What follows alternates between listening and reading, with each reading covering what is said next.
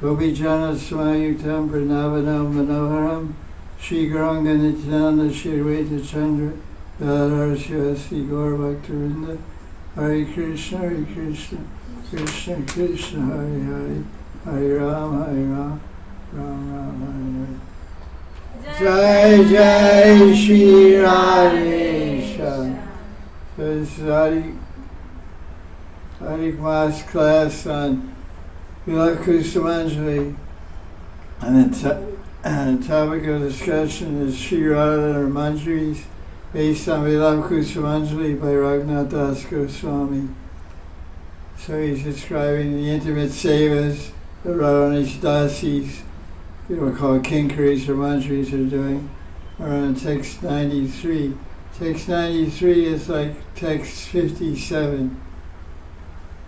Text 57, Radharani rewards her manjaris for doing seva by giving her tambul to them, which is tambul she got from Krishna. Krishna gave it to Radharani, and she chewed the tambul. We say pan or tambul, betel leaves and betel nuts. And then, being pleased with Tulsi in verse 57, she gave it to Tulsi. But this verse is very intimate and very personal and extremely, as we said yesterday, we mentioned that in Radharani Sudanidhi by Prabodhananda Saraswati, some people, some Rajvasis, Radhavali say that Hidharivamsh wrote the Radharani Sudanidhi. Whoever wrote it anyway, it's nectar about Radharani. And in there he says that Radharani has Vatsalya Sindhu. Radharani is an ocean of Vatsalya for her Sakhis and Manjaris. Manjaris is a type of Sakhi called a Nitya Sakhi or Pran Sakhi, which is commonly called a Manjari or a Kinkari. Kinkari comes from the Sanskrit phrase Kim Karomi. Kim Karomi means what may I do? How may I serve you? Like Karo means karma, action. So Kim Karo means what can I do to please you? What can I do to serve you? So Chaitanya Mahaprabhu in the Gaudiya Sampradaya, he wrote Shikshastakam, 8 teachings to summarize his whole philosophy. And one of them he said, Ai Nanda Tantra Kinkaram. Hey Nanda Nanda, I am your Kinkar. Kinkar means I am your humble servant. Please keep me at your lotus feet for engagement in your seva. So Kinkari is always serving Radharani. Like a queen has so many maidservants and handmaidens. So in this particular verse 93, which we were discussing for a few days, it says, Swamukhan Manmukhan Devi Kadatambo Chavitam. It says, O Radharani, O Devi. Devi means playful. Devi, the word Devi means divinity, means effulgent, radiant, it also means playful, and a very beautiful word to describe. There's a Madhurya conception of the word Devi and Aishwarya conception. When we think of Aishwarya conception, we think of Durga Devi, Parvati Devi, Indira Devi, Sachi Devi, Lakshmi Devi. But when we say Radha Devi, which is a very common name for Radharani in our Rasic Shastras of Gaudiya Sampradaya, it doesn't mean Aishwarya, opulence and grandeur, or Vaikuntha Bhav, or wealth or beauty or money or opulence. It means someone who's radiant with pure love for Krishna. Radiant with love, radiant and effulgent like the sunshine. This divinity, the Acharyas say divinity kelati.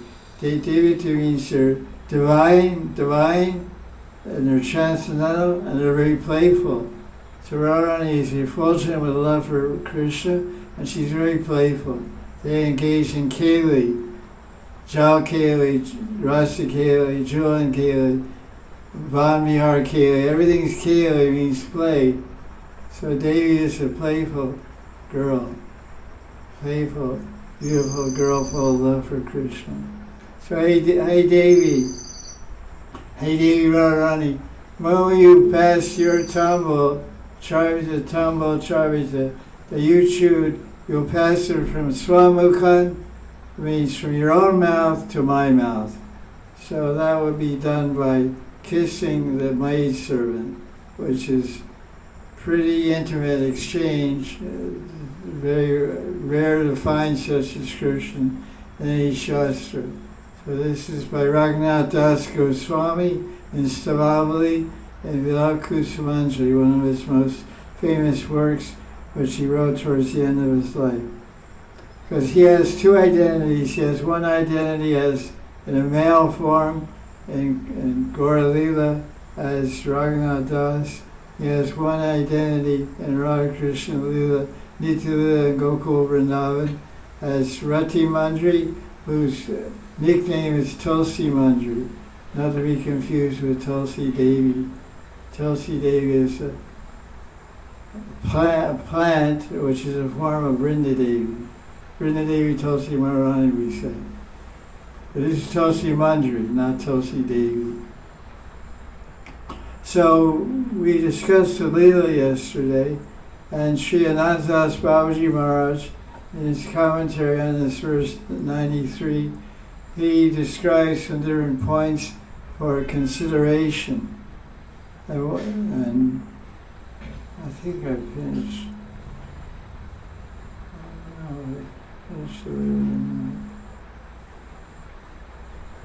Actually, I think I didn't finish the Leela. But he describes the Leela in the commentary behind this verse, then he describes different points. I think I described the Leela. Yeah, Radharani looked here and there, and then, because this was done privately in the Kunj when no Sakhis were there, Krishna was fast asleep, and it doesn't say when or where it was, it's just what happened. So now we'll discuss different points of the purport. This particular point is living with the desire to do seva. Living with the desire to serve Radharani. Raghunatha Das Goswami, his heart is always full of an unbroken desire, akanda icha, unbroken desire to attain the nectar-filled service of Radharani. Gaudiya Vaishnava sadhakas should do bhajan, means worshiping Radha Krishna, while keeping this aspiration alive. Aspiration means abhilash, desire, aspiration. Abhilash means my cherished desire. What do I desire in my heart of hearts? Like some people, they have certain jobs, or they have certain engagements, like someone maybe by their destiny and their karma, they're a Indian housewife. They're married, they have a good husband, they have nice children, but their whole life is centered around their family and their dharma with the family. So if you ask them, if you didn't have to do all this, what in your heart of hearts, what would you like to do? They might say something else. But destiny has its way of not fulfilling what we want to do, because destiny is set up from last life. We can't avoid our destiny, we can't avoid our dharma. But generally people, you say, do you love what you're doing? They'll say, I'm doing my duty. I'm doing my duty with a smile and with love and affection. I love my husband, I love my children, I love my mother-in-law. Yeah, I do, believe it or not. And I love all my family members. That's good, that's proper, that's dharmic, that'll make one go advance in the scale of conscious birth. If you do your dharma, you get upgraded in your birth and someday you get a birth where you can dedicate your whole life to bhajan, become an Niskinchan bhakta lady or gentleman, and then attain the spiritual world. Dharma, Kam, Moksha.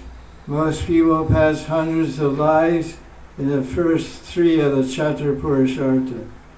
There's 4 desirable objectives. One desirable objective is to live a pure, God-centered life. That's called Dharma. And one lives a God-centered or God-centered, because in the West there's one God, in India there's many gods of different departments and different potencies and powers.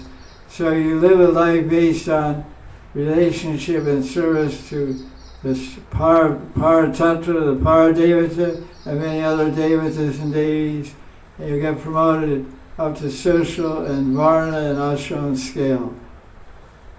So you may take birth in a Brahmin family and pass through Brahmacharya ashram and Grihastha ashram and get stuck there.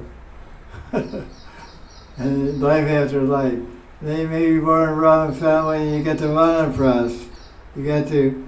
You separate from your wife after you're 50, 60, 70 years old and spend the end of your life away from your family, absorbed in bhajan. It takes many lifetimes to attain moksha, unless one gets some special vishesh kripa. Because bhakti is such power. There's a story in Bhakti Rasamrita Sindhu which comes from Skanda Puran of King Khatvanga. King Khatvanga. King Khatvanga. King Khatvanga was a king from Swarga region, Bombur Bhavaswa, from higher planetary regions. And he fought many battles on behalf of the devatas to fight the Asuras, Nastic, Pashandi Asuras. So they rewarded him. They said, "What do you want for reward?" And so he said, "Can one of your rishis, Brihaspati Maharaj or Garga Rishi or some one of these great sages that you associate with, can they tell me when I'm going to die?" So he said, "King Khatvanga, you're going to die in 5 minutes." So he said, "Look, I have to go down to Ahmedabad, Vidyanagar. I have to go, let me spend my last 10 minutes, 5 minutes on the Earth planet." So he came to the Earth planet and absorbed, he just chanted Narayan, Narayan, Narayan, Narayan, Narayan, Narayan, Narayan, and fixed his heart and mind on the forearm of Narayan and got liberated. Because he got some idea of when he's going to die. That was a special blessing from the devatas. So most people don't know when they're going to die. So Prahlad Maharaj says in the 7th canto, Komarat Acharat Pragyo Dharma Bhagavatamya. He says, Komarat Acharat Pragyo. From Asia Komara. Komara means 5 years old to 10 years old. Is Komara. Young boy, young girl should engage in Bhagavad Dharma. The Puranas say that when a boy or girl turns 8 years old, they should start observing Vishnu Ekadasi, Harivasra. They should start fasting. Not Nirjal fast or something like this, which adults can do. They're pretty austere. But they should not eat, they should observe the basic rules for Ekadasi. No grains or beans, etc. From 8 years old. The verse actually reversed in Skanda Puran says that any human being under 8 years old and over 80 doesn't have to follow any rules or regulations. Kids will love to hear that, but their parents won't like to hear that. Imagine your 6-year-old kid starts quoting Skanda Puran. "Hey, don't make me follow any rules or regulations, I'm only 6 years old." Don't you know Skanda Puran? Fortunately, our kids aren't too smart. But the basic idea here is that as Prahlad Maharaj, as a young boy, showed the example, Shravanam Kirtanam Vishnu Smarana Padasevanam. We should spend our life from the earliest of time Because young boys die, young girls die, middle-aged girls, middle-aged boys die, old men, old ladies die. Anyone can die at any time. So like King Kadvanga, he knew when he's going to die, so he spent his last minutes absorbed in Vishnu Bhakti and got moksha, Dharma Artha moksha. So that's called Swarta. Swarta, benefit for me. The ultimate benefit for me is to have an eternal life with God in the blissful spiritual realm of love, Vaikuntha Dham, Goloka Vrindavan. So this point we're discussing is living with the desire to serve Radharani. And so Das Goswami was a Gaudiya Vaishnava. He's showing the example of Raghunatha Bhakti Bhajan, following the Brijvasis, their mood and their seva, with aspiration to become a Brijvasi, like a Manjari, like Lalita, like Vishaka, like Rupa Manjari, like Rati Manjari. So sadhakas should do bhajan while keeping this aspiration alive. We should always, we're doing so much chanting of japa, studying shastra, and doing our ordinary duties of cooking, cleaning, and maintaining our social dealings and contacts. And many of us, even who are initiated bhaktas, we have online jobs. We have to do so many duties in life. But whatever we're doing, wherever we're doing, whatever we're doing, in the back of our mind and heart, we should never forget our cherished desire. I remember when we were in America, there were many popular bumper stickers. People would put a sticker on the back of their car. And one guy, some of them were like, they had the phrase, "I would rather be sailing like a sailboat. I would rather be skiing." Guy's driving to work on the freeway. You know, he's working 9 to 5 to maintain his family. But on the back of his car, "I'd rather be windsurfing. I'd rather be skiing. I'd rather be singing." So that's Abhilash. Abhilash, that's my hope, my desire, my cherished aspiration. So whatever we're doing, whenever we're doing, we should always keep the flame of this desire for Radharani's Nitya Seva alive in our heart. And some people, by the mercy of Radharani and Krishna and Guru, they're given an individual eternal seva that they'll render for Radharani. So they can always think of that. That's why our Guru Maharaj always said, never forget your Nitya Seva to Radharani.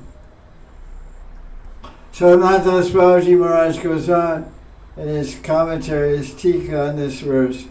Desires in a person's mind will ultimately come out in the form of activity on the field of action. And it'll take the same form and nature as it was cherished in the mind.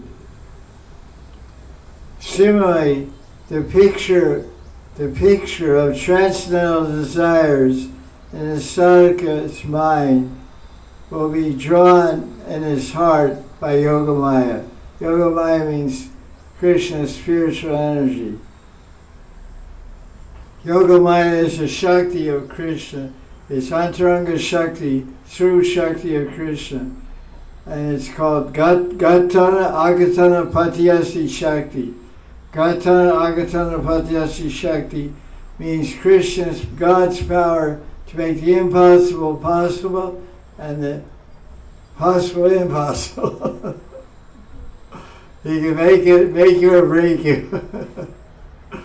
So this power of Yogamaya will fulfill our desire for spiritual seva. Just like we have so many karmic desires, they take fourfold shape. Our karma has, there's bijam, there's kutam, there's aprabdha, there's prabdha. 4 stages of karma. Starts off with karma bij. Karma action produces a bijam, and the bijam collects and becomes kuta, a small hill. And then it manifests as prabdha, and it's stored in the chitta. It's stored, all these unmanifested desires are stored in the unconscious mind, which is called chitta. C-H-I-T-T-A, chitta. Not to be confused with chit. Chit Shakti is spiritual energy. Or che means heart, mind, etc. It's called chitta. That's subconscious mind. So that's called aparabdha, which means not going to see in this life. But by Bhakti Bhajan,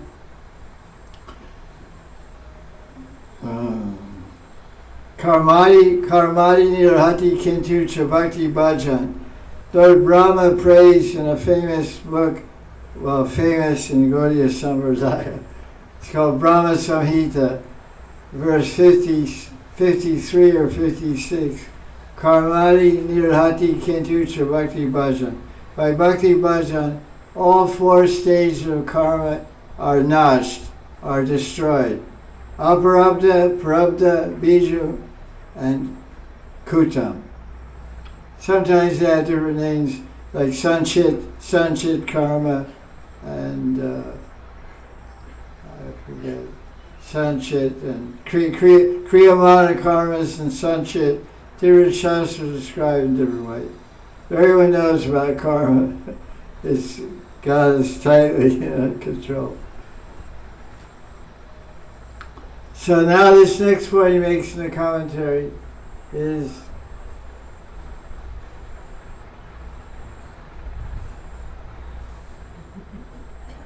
pay attention. You're broadcasting live. Don't space out. Don't you stop broadcasting. Fall asleep. That's what usually happens in Hari Katha. People sleep. So Katha Vachak speaks for 5 minutes and sings bhajan for 10 minutes. Otherwise everyone goes to sleep. Because we all have no appetite for philosophy and Tattva. They like singing, dancing. Check out Indian movies, 3 hours. 2 hours singing, dancing, 1 hour plot. Western movies 1 hour long. No singing, dancing. Indian movies are like all dancing. Because that's how all the Indians learn the latest dances. You know, the lizard crawl or whatever the latest thing is. Dance like a jumping lizard or something. I don't know. Crazy dances they have. It's not like the foxtrot from 1910. They're crazy dancing. The more people become crazy animalistic, the more the dancing becomes animalistic and crazy. They dance like different insects and different creatures from the forest. It's really crazy to see. We have traditional Odissi dance, Bharatanatyam dancing. I mean, you know, this is culture. All the dancing of India comes down from Gandharva Loka. This stuff comes from Pataloka. Rasatala, Talatala, Latala. There's 7 hellish planets and 7 higher planets. Om Bhur Bhuvaswa, Janalok, Mahalok, Tavalok, Shatalok, like this. The higher planets. So Gandharva Loka is higher planet, Swarga side. So beautiful, beautiful dances with elaborate, intricate mudras and facial expressions and captivating the heart and mind, full of love and drama and bhav, not just jumping around like a monkey on whiskey or something. You give a bottle of whiskey to a monkey and ask him to dance. That's called modern dance.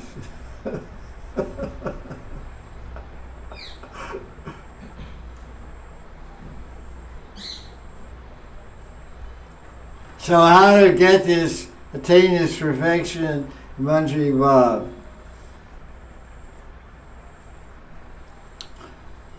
Sanatana Goswami, one of the 6 Sat Goswamis of Vrindavan, in his famous book Brihad Bhagavatamrita, Part 2, Chapter 1, Verse 21, he says,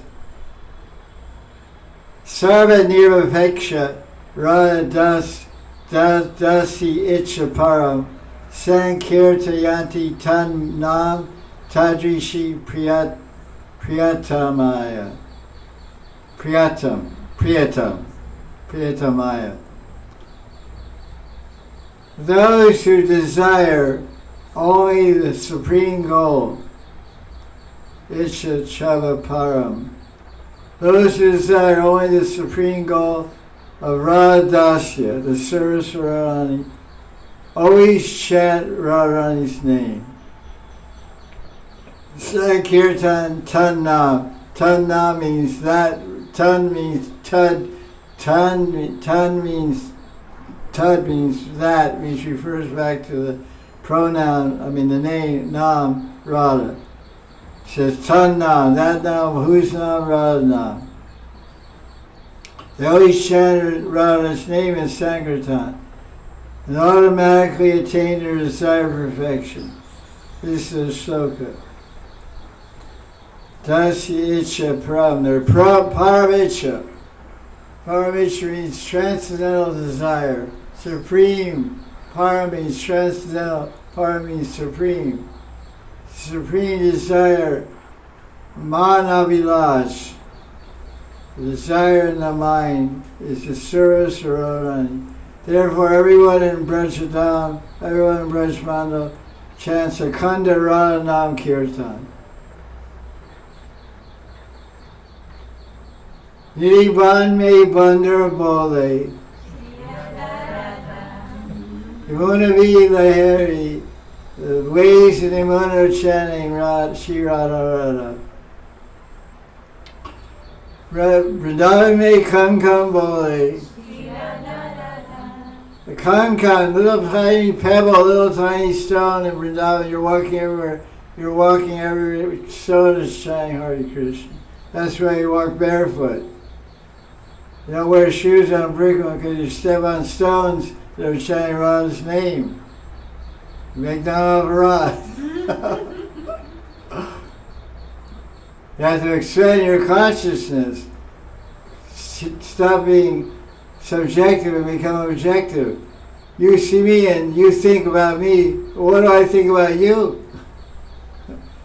So you have your thoughts and conception and conditioning, which is produced by your thinking and sense input, but I have mine also. That's called subjective reality.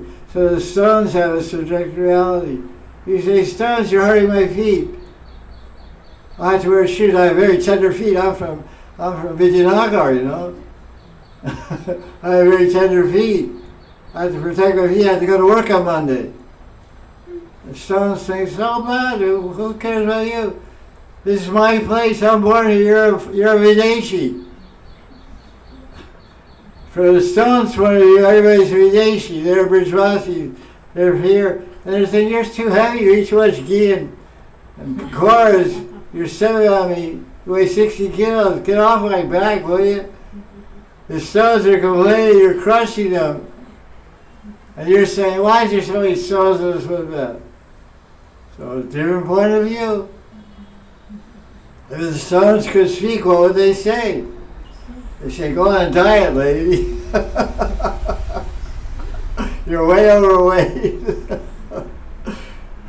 You should walk on the footpath like a ballerina. Like the Davises, they don't touch the ground. They do prickle all the time, go around prickle, and all the stones are happy. Oh, here comes the Devi, here comes the Devata. They don't touch the ground, they just walk around. Narad Muni kind of Braj, he wouldn't touch the ground, he just float above the air. So Nam Sankirtan.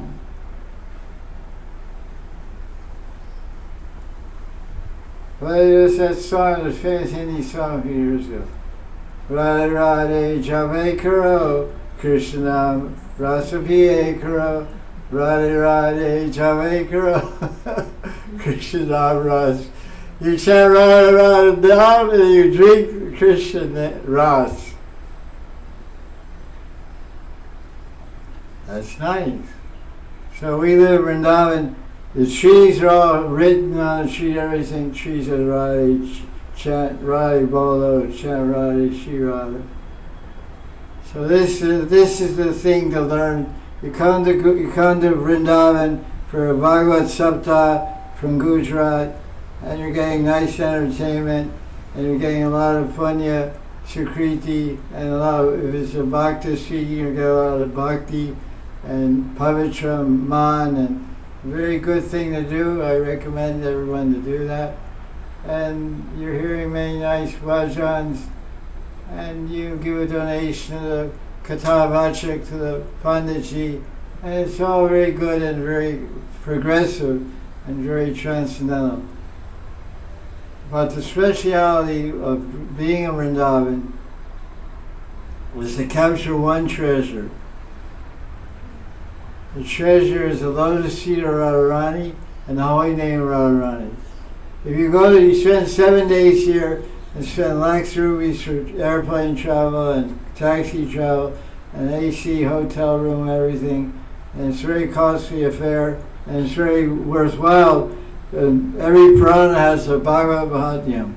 The Srimad Bhagavatam has a last canto, 12th canto, has a Bhagavad Mahatyam, and the Padma Purana has a Bhagavad Mahatyam, and the Skanda Purana has a Bhagavad Mahatyam.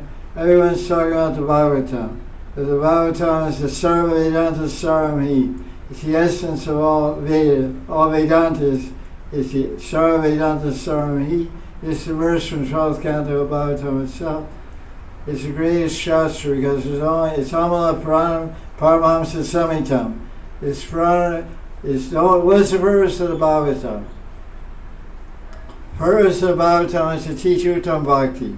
Uttam Bhakti is revealed in the Dasma Skanda, 10th canto, in chapters 29 through 33, Rasa Panchadhyaya.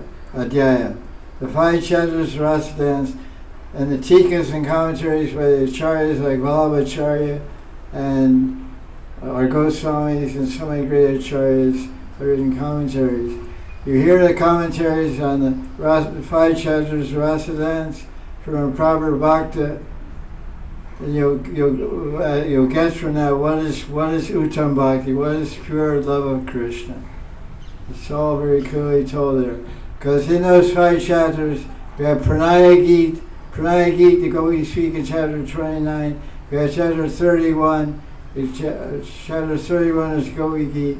And this is where you find out what is love. And Krishna's reply to the Gopi Geet. You find out how much Krishna loves the gopis and how much the gopis love Krishna. It's a whole expose on what is transcendental praying. What is Krishna praying? Everyone talks about Krishna praying, but no one knows what it is. No one has any conception or perception of what it is. You can only understand what it is by studying the Rasalila of the Srimad Bhagavatam. Rasalila is also described in Vishnu Puran and Skanda Puran. It's also described, I read it also myself in Vishnu Puran, Padma Puran, but you don't get the teachings that Shukadeva Goswami reveals in the Srimad Bhagavatam. Vyasa wrote he wrote Skanda Puran, he wrote Padma Puran, he describes Rasalila there. And he finished all the books and he wasn't happy.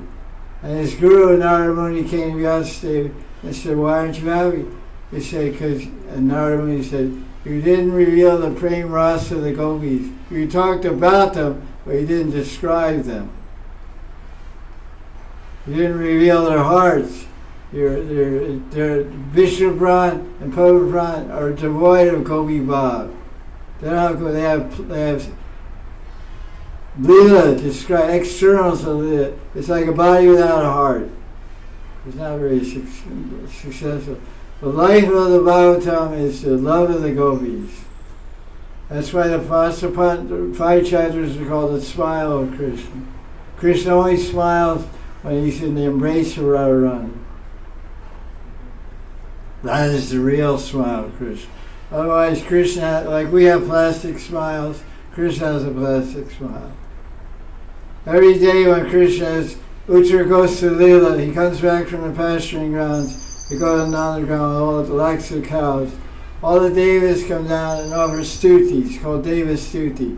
Shiva, Brahma, all the Indra, Varuna Dev, Agni Dev, all the primal demigod devatas come down and offer stuti.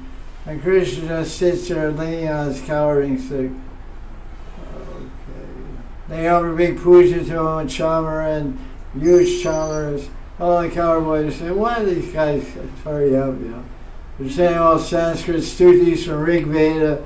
Om Tad Vishnu Paramam Param Sada Pashyanti. All this goes on and on. Okay, all right. Krishna has a lila kamal, Padma kamal in his left hand, and he's twirling it. Because his mind is agitated. The flower's going right, left, right, left, right, left. And his hands on the shoulder of Suval Saka. And he says, and Suval said, when are they going to shut up with this? So then they finish, and Krishna has like a mild smile. Okay, boys, go. You know? So they say take off. They don't stay around long. Because you know when you're not wanted, you know. You go somewhere, you can feel the vibration. So they don't stay long. They do their bit, they do their puja, chant their puja pot, and then get out. Radhe Shyam, Jai Jai Sri Radhe Shyam. So this is Srimati Goswami's teaching.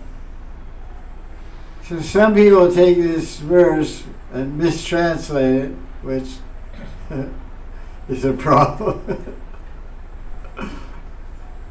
Because, you know, really to properly translate, not only do you have to know Sahitya, Sanskrit, Vyakaran, and Kavi, and many things, you also have to know Rasa Shastra. You have to know Rasa Shastra and Rasa Tattva, otherwise you're going to miss the point. That's one thing my Gurudev, Pandit Baba, always emphasized to me. The life of Shastra is Ras. Mahabharata says the truth of, there's a famous verse in Mahabharata, Tarko Pratishta Shruti Vibhina. Tarko Pratishta Shruti Vibhina. Then the last line is, Dharmena, the last two padas are Dharmena Tattvam Guhitam Guhayam. Dharmena Tattvam Guhitam Guhayam. Mahajana Yena Gata Sapanta. Famous line, Mahajana Yena Gata Sapanta. So the Mahajan path, the path of the Mahajans, you have to follow the Mahajans. Why? Because the truth of Dharma is hidden in the Guha, Riddhi Guha, the cave of the heart. Dharmena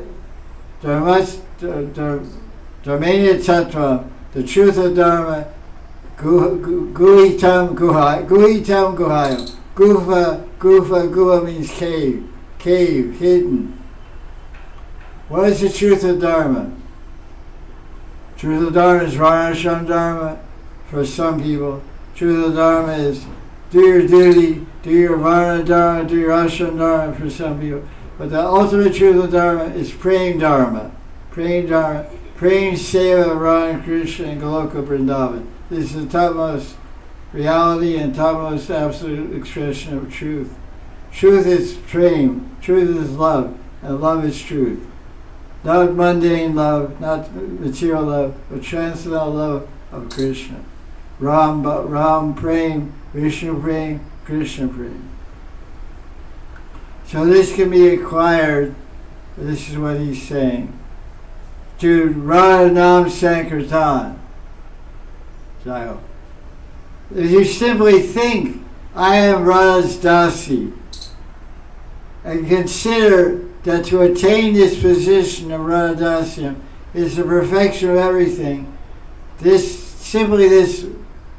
mindset that will give you everything, will automatically give you a result which is beyond your imagination. It says,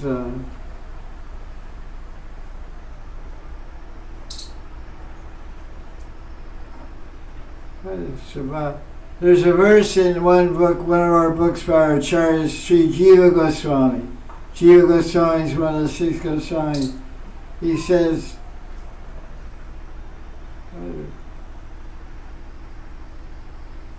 Sabab City, something. No, I said Abhiman Sarva City, Abhiman Bhavati City. He said simply by having right Abhiman, you can attain perfection. Siddhi means perfection. And perfection means prema, Krishna prema. Just by having Abhiman means mentality, Abhiman. Man means mind. So Abhiman, having the right mentality. I am Krishna Das, I am Krishna Dasi. That's good, that'll get you to Vaikuntha.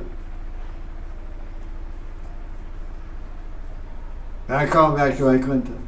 But if you want to go to Vrindavan, you have Abhiman. I am a servant of Subal, I am a servant of Sridham, I am a servant of Yashoda, I am a servant of Nanda Baba, I am a servant of Radharani, I am a servant of Nanda Nandan, I am a servant of Yashoda Dalal, I am a servant of Govinath. There you go to Vrindavan, because you follow the Brajvasis who have that mood of Stairati, that mood of permanent love towards Krishna, Vatsalyarati, Sakirati, Dasirati, or Madhurya-rati. So worshippers around Krishna are Madhurya Maya Upasakas. Madhurya Maya Upasakas means our method of bhajan is Yuga Upasana, worshipping around Krishna Yuga. So this is what he's reminding us here, that perfection can be attained by mentality. This is an amazing thing. Of course, you can't be an offender because you have to be free from offenses.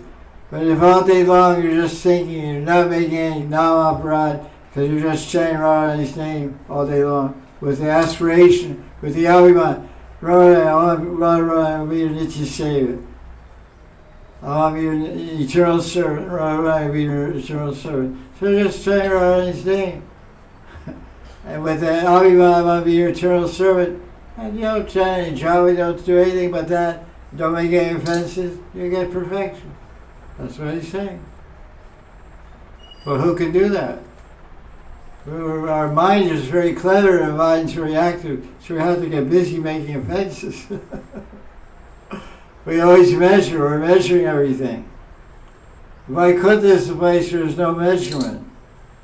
Vaikuntha means no measurement. Kunta means measurement. Where people measure, everyone's measured and weighed and put on a scale. So that when you measure, then you get trouble.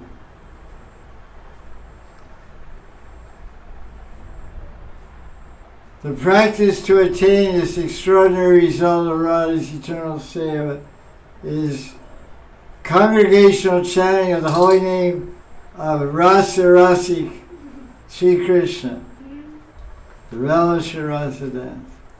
Nam Sankirtan is the best means to attain this perfection.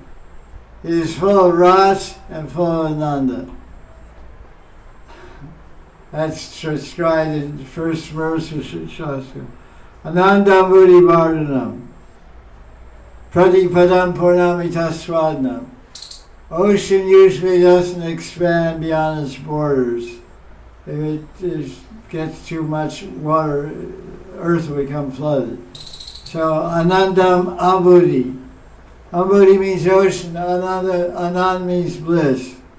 And Vardha means ever increasing ocean of bliss is found in chanting Krishna's name, Radharani's name. Anandam Ambudhi Vardha. And how do you experience that bliss? Pratipadam.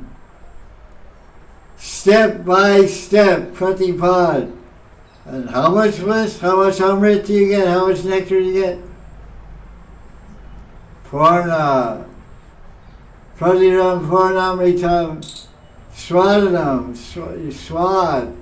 And we have some kind of digestive candy called swad. Eno. Krarpati Goli. Hodgeball. You know very well all these things. I once ate in some Gujarati's house in a friend's colony in Delhi. And it was Chuck Vogue. It was very good.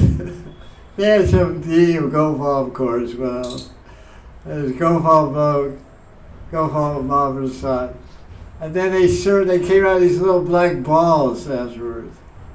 I said, what's that? Marbles? Or what we play marbles after lunch now? What do we do? Help digest or what? I said, no, this is a goalie. Goalie means some round thing, you know. And then what's it called? It says crore-putty goalie. I said, that makes sense. Can I get a crore with it? They gave 1,000 rupees.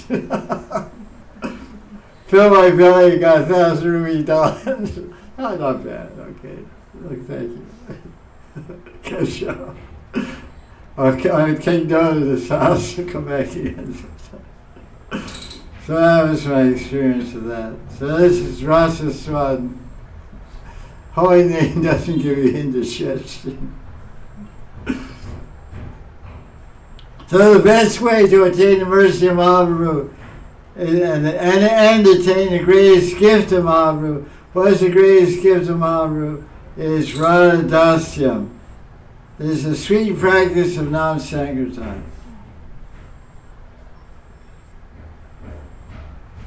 This is told in Chaitanya Charitamrita, Raghunatha Samvad, chapter 8 of Madhya chapter of Chaitanya Charitamrita. Raghunatha Roy and Chaitanya Mahaprabhu had had a conversation, Samvad, many talks they had. And Lord Chaitanya would ask questions, and Raghunatha Roy would answer.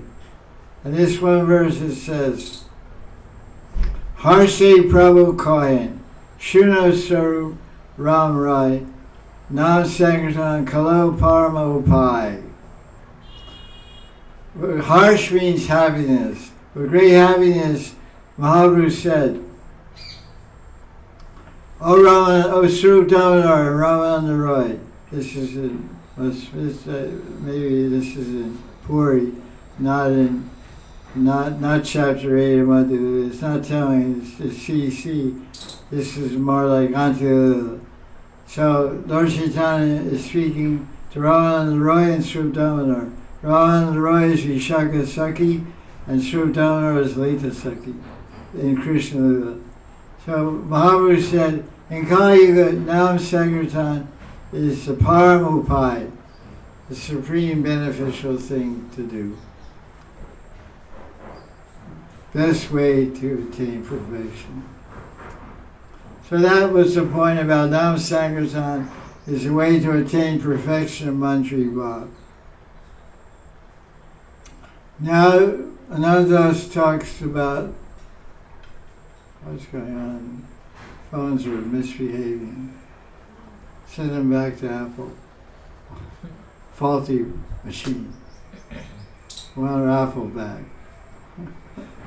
I gave a lot of apples to get that thing. Got a lot of apples too.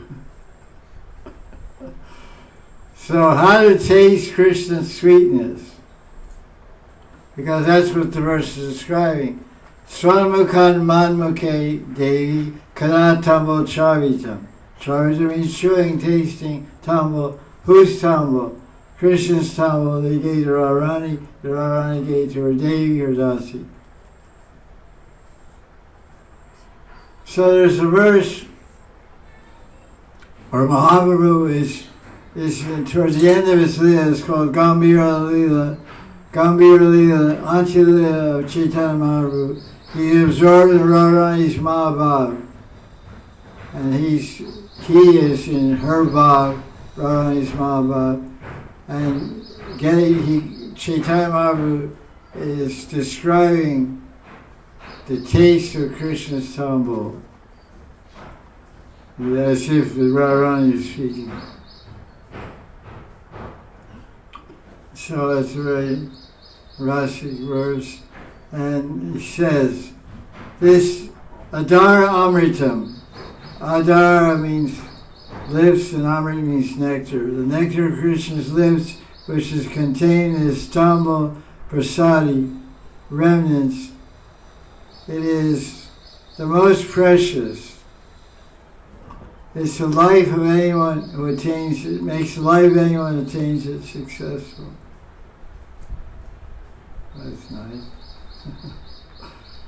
So you go to some temples in Vrindavan, like Banki Bihari or Radha or Radharani, you'll get the taste of Krishna's lips. You get their tambul. My Gurudev Pandit Baba told the Grihastha disciples they could eat tambul. So then when we were meeting Gurudev, they said, "What about Babaji Maharaj?" He said, "No, not him." Babajis don't take the tambul, at least Gaudiya Vaishnava. But Grihasthas, ho jayega. Anand ho jayega. Take it, enjoy it. So I don't know. But some people have a habit not to take it, because Chaitanya Mahaprabhu, I don't know, when he was married he took it, but after he took sannyas, they say he didn't take it, tambul. I don't know for sure. That's a nice question. I'll pursue the answer to that question.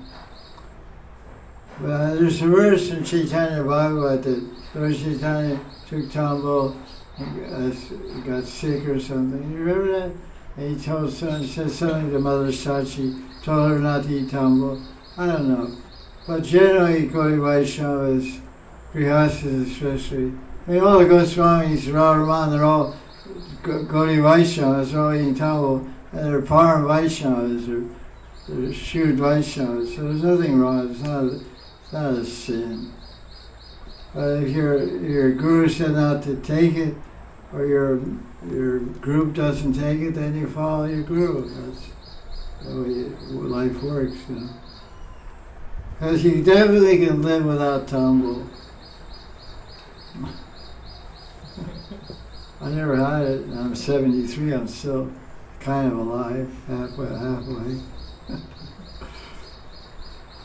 But it's the most precious. That's what Dorji trying to say. It is a perfection life, someone gets it. So get your next rickshaw to Radharani Temple.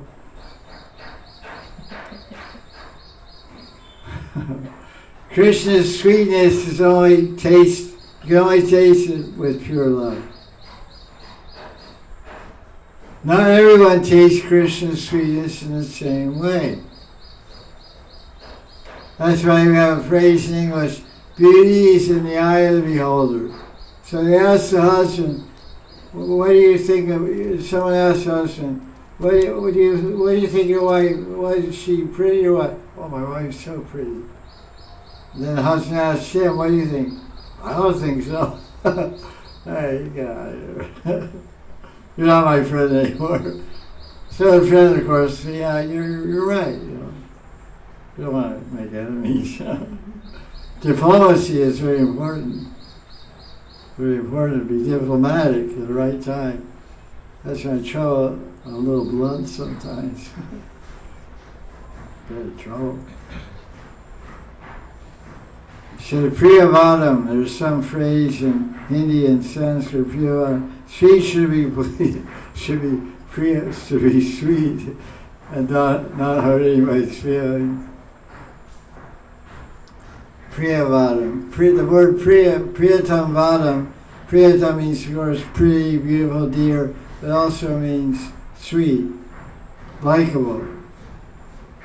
So according to the degree of love, that's how much you relish anything in the world. If you really love ice cream, if someone gives you ice cream, you'll really enjoy it. But if you don't have any taste for ice cream, don't have any attraction, and someone gives you that, no thanks. Why, are you crazy? Wow. I like Indian food. Well, I'm Indian, I mean mango ice cream. Okay, I'll take it. Hey, it's pretty good. Well, now I like Indian ice cream. Anyway, so let's go on. What is all about the sweetness? How to taste Krishna's sweetness? My sweetness is ever fresh in each devotee. We read that already. Okay, so there's a commentary on this verse by Vishnu Chakravarti. He says, "It is not the presence of some object that makes it tasty, but it's the power of the senses that may have for taking it." Like you have a cold, you have a fever and a cold, you can't taste, you lose the sense of taste. It doesn't work. So you usually fast when you have a fever and a cold, you just want to take lemonade or some tea or some, like anything, just keep hydrated. You don't have any taste, you can't digest any food, you take khichdi or some boring tasteless thing just to get by, Because you can't, no power of the tongue doesn't work. Everyone has a practical experience. You have the tastiest food, but if you're hungry, you haven't eaten for 3 days, you've been traveling from Florida to New York to London to Delhi, and you have a vow not to eat any food in the airplane because you don't want to eat that stuff, and you don't bring anything with you. When you get to Delhi, you're really hungry, and somebody takes you to their house, you devour everything on your plate, you relish every single bite of it. I had the experience also. I'm talking from experience. It's my anubhav. So you have to have power of the senses to relish. In the same way, we cannot say that everyone will be able to take or appreciate the sweetness of Krishna, although it may be present before their eyes. Love is the cause for relishing Krishna's sweetness. Actually, basically in humanity, love is the cause for appreciating anything or anyone. If you love Krishna, and you love all his parts and parcels, you love his creation, then you can appreciate everyone and everything in creation based on the depth and expansiveness of your love. It's called praying dristi. Praying dristi means the ability to see with love. And I don't mean mundane love, I love you, and all that kind of stuff. It goes around, embrace everybody, kiss everybody. That's a little mundane. But love of God gives a certain kind of mentality, it gives a certain type of heart, it gives a certain type of vision. And summarized, it's called praying dristi. You can't have praying dristi unless you have praying man. You can't have praying man unless you have praying chit in his heart. So this is the result of bhakti over many lifetimes. One gets such praying dristi. Therefore, they say that when someone meets a Vaishnava, they become very happy because they feel some special energy coming from the transcendental dimension.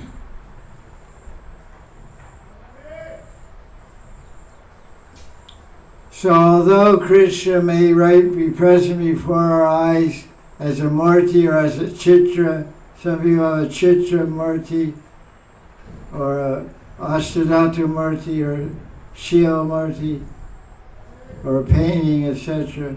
Unless we have love for Krishna, what's that? What's this? That doesn't make any impression. According to the amount of love and bhakti a person has, that's how much one relishes Krishna's sweetness. Radhika's love is unlimited, and therefore no one else can relish Krishna's endless sweetness to the utmost more than Radharani. Radharani can fully taste Krishna's sweetness and the sweetness of his betel nut prasad. So after Radharani relishes Krishna's sweet prasadi pan to the utmost, she kisses her manjari and lets the manjari relish that taste of Krishna's pan mixed with Radharani's prem. You have to imagine what that tastes like. You may have to know the taste of Bihariji's pan or Radharani's pan, but do you know, imagine what the taste of Bihariji's pan tastes like after Radharani tastes it. That's something to think about. On that note, we'll end class. Jai Jai Sri Radhe. Jai Sri Radhe. Jai Gurudev.